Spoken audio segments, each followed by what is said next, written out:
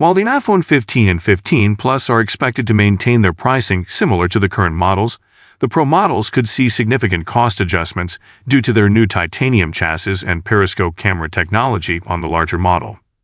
The price increase comes amid a broader softening of global smartphone demand projected for the latter half of 2023.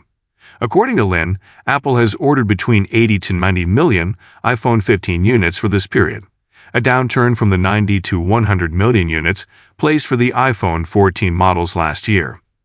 Leading the order share is the iPhone 15 Pro Max, followed in succession by the iPhone 15 Pro, iPhone 15, and the iPhone 15 Plus.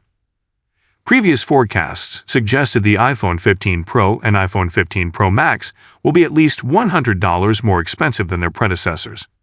The iPhone 14 Pro starts at $999 and the iPhone 14 Pro Max starts at $1,099, meaning the iPhone 15 Pro could start at $1,099 to $1,199 and the iPhone 15 Pro Max could start at $1,199 to $1,299. Earlier this year, Bloomberg's Mark Gurman reported that Apple was contemplating raising the price for both the iPhone 15 Pro and the iPhone 15 Pro Max.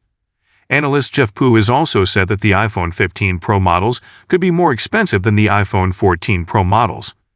He believes the iPhone 15 Pro will be priced starting at $1,099, up from the $999 starting price of the iPhone 14 Pro.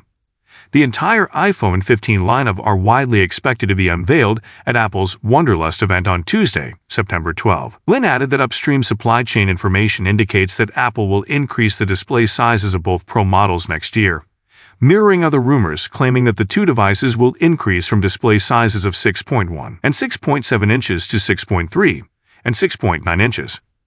Thank you so much for joining me in this video. If you enjoyed what you saw, don't forget to give it a thumbs up and hit that subscribe button below.